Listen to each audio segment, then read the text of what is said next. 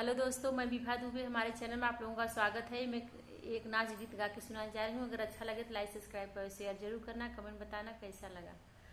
भगवान दई एक ललनवा दुनिया तनवा मारैना, गुरुवर दई एक होरी लवादा दुनिया तनवा मारैना, सासू तनवा मारै गुरु नद तनवा मारै तनवा ओ मारैना, जे की है से नूरदनवा तनवा ओ मारैना, जे हो की है से नूरदनवा तनवा ओ मारैना, भगवान दई एक ललनवा दुनिया तनवा मारैना, जेठ तनवा मारई जेठान तनवा मारै तनवा ओ मारैना, हमरे जेठ क